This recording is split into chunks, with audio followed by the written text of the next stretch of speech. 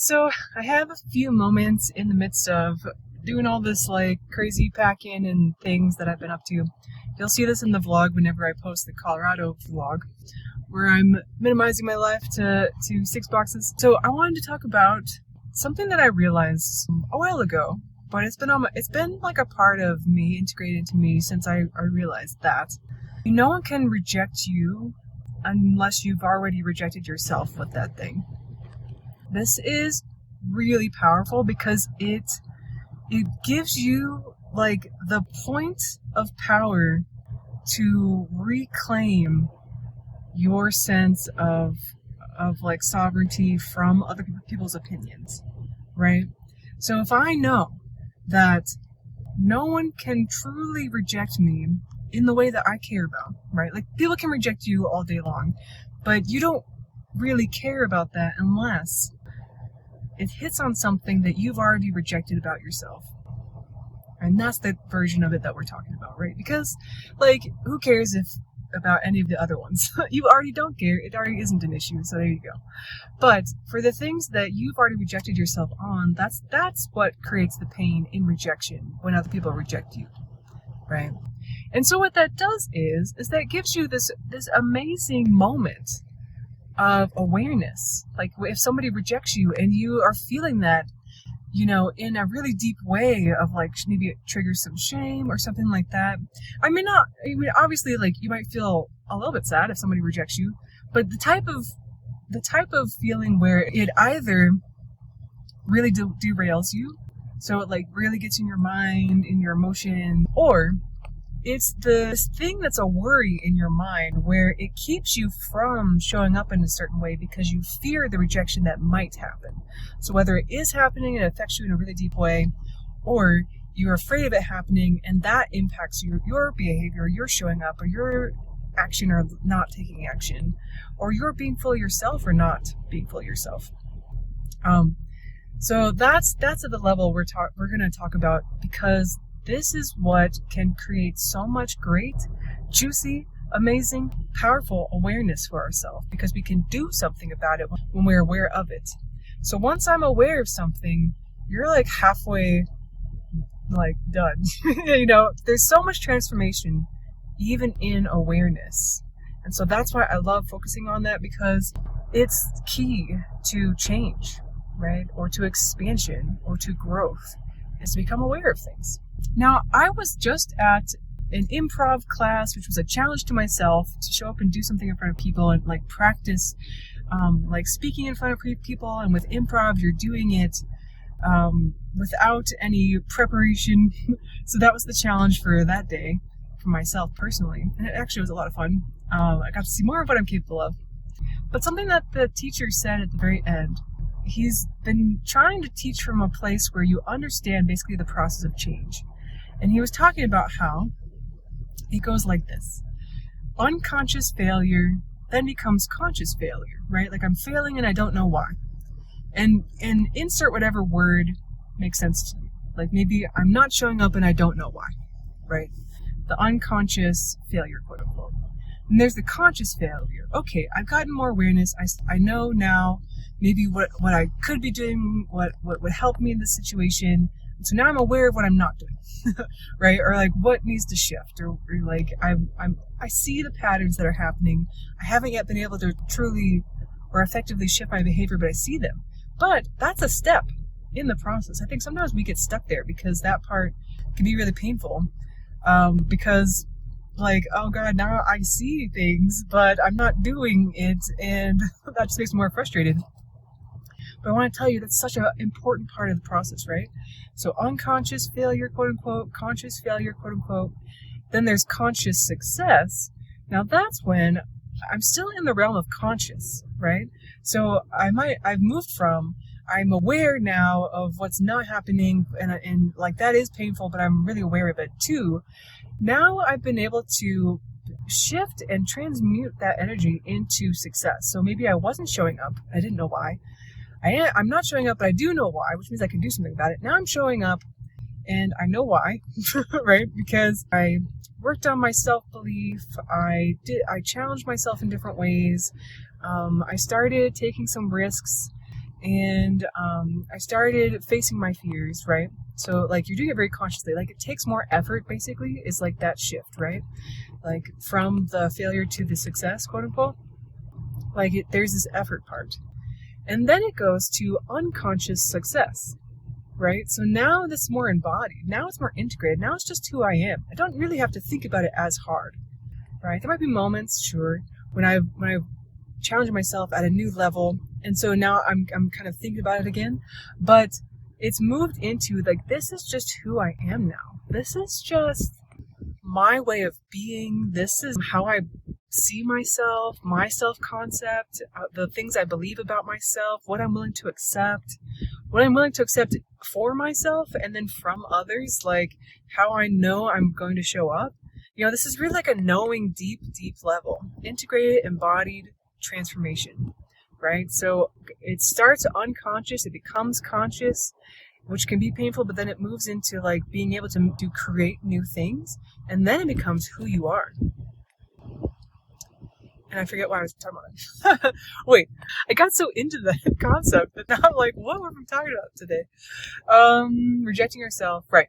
Okay, so how this is connected to this process of like really becoming aware of what am I afraid of being rejected for, because I've already kind of rejected this about myself.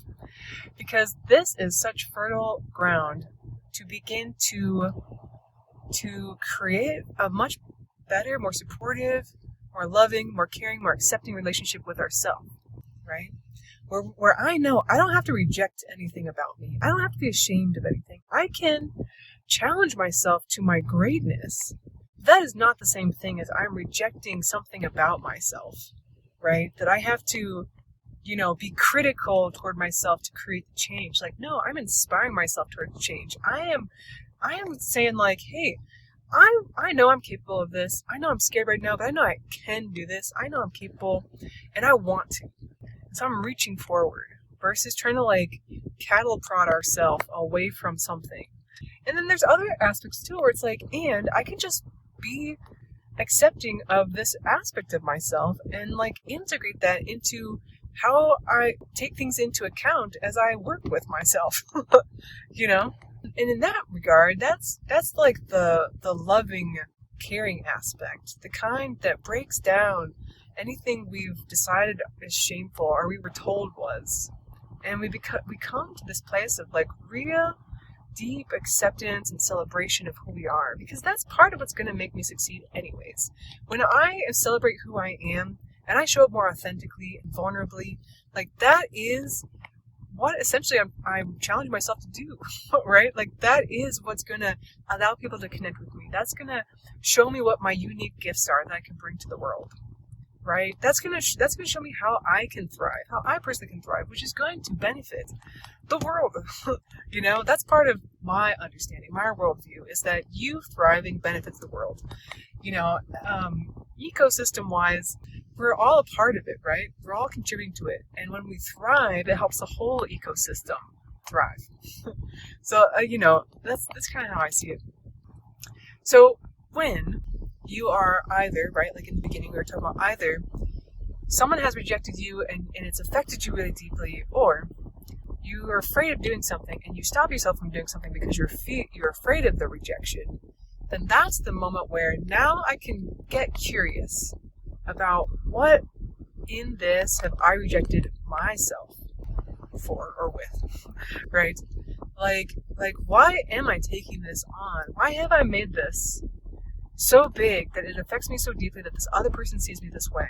What am I afraid that this means about me, right? Or that I'm afraid to go out there and do something because I don't want someone to reject me, because what would that mean, right? What would that mean? Like, let's get curious.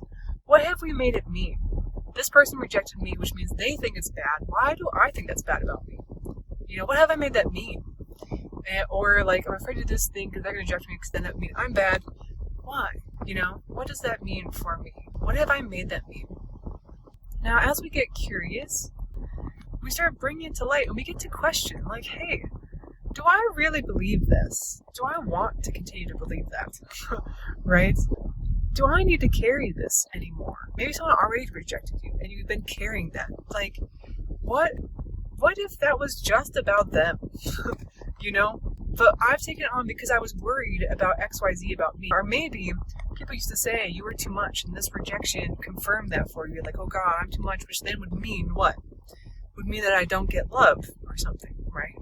So it's really interesting to like do a couple layers in, asking yourself, well, what would that mean? Well, what would that mean, right? With that example of maybe you were told that you were too much or not enough in some way, right?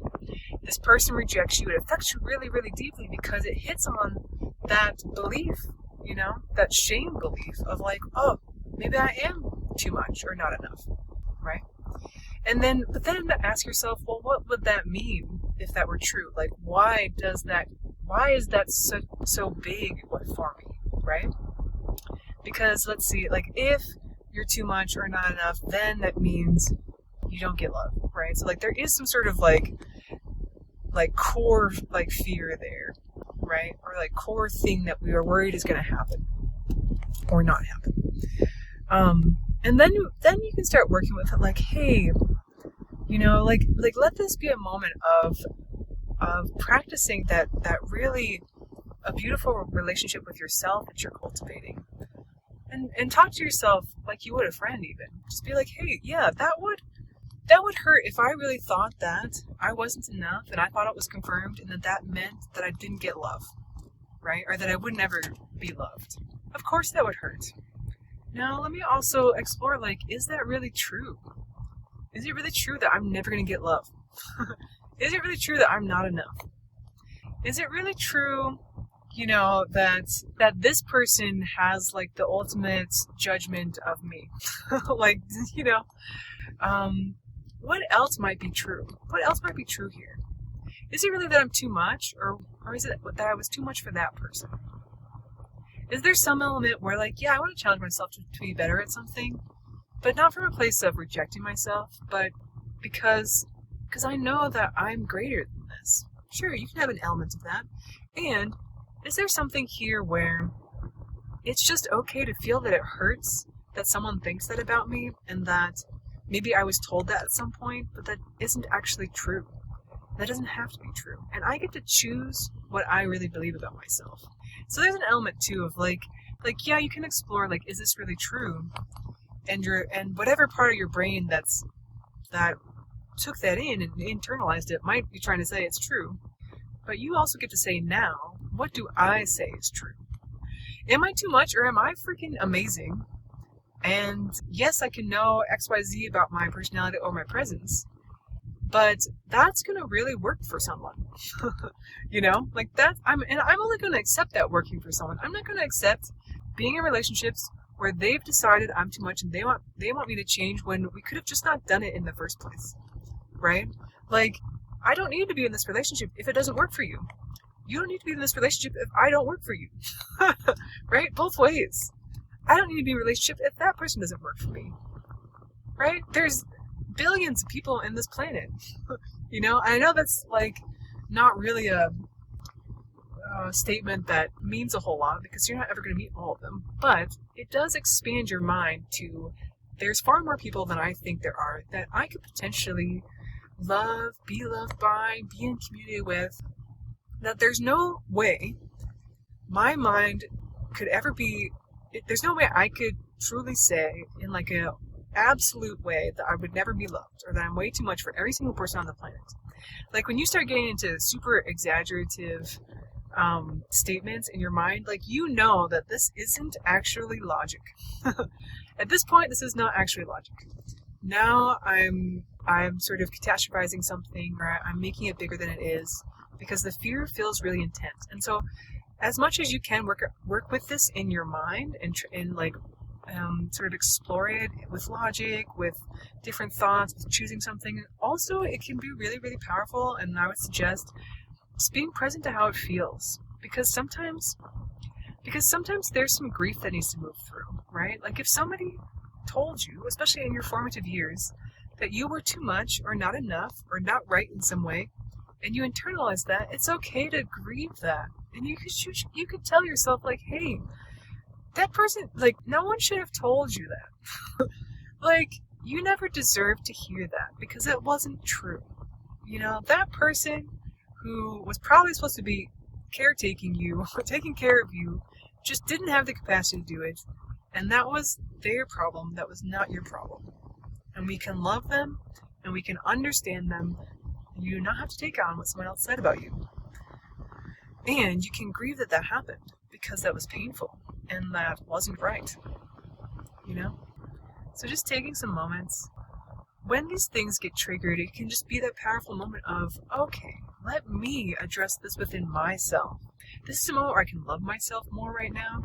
This is a moment where I can affirm and choose consciously, like who and what I want to be and how I want to see myself. This is a moment where I can hold my emotions, whatever they may be, because I am that amazing, beautiful, strong space that can hold it. Yeah. So, when rejection happens or you're afraid of that, that can be such a powerful moment to deepen your relationship with yourself so that these things don't get in the way of you creating the life that you want. And you actually get to use it to, even in that moment, create your life even more beautifully by deepening that relationship with yourself.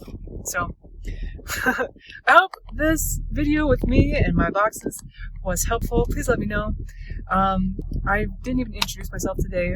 It'll be in the description. My name's Jennilee. I'm a mindset coach that loves supporting folks in ending patterns of self-abandonment or playing small so you can show up and create the life and the love and impact you really want to create. You can also see my travel vlogs as I'm saying yes to exploring the world while I'm here supporting folks. And if you do want that one-on-one support, you can check out the information about that on my website, livingyesfully.com. So yeah, join me on this journey. Join me in the yes journey. If you subscribe to the channel, you'll get notified when I post things. And because sometimes I even ask in like the community tab about like, hey, how did you say yes today? Like, be a part of this community. I would like it to evolve into a community over time.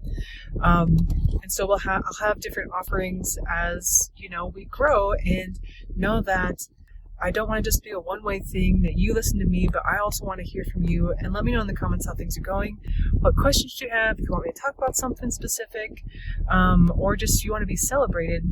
I want to do that. So I will talk to you soon.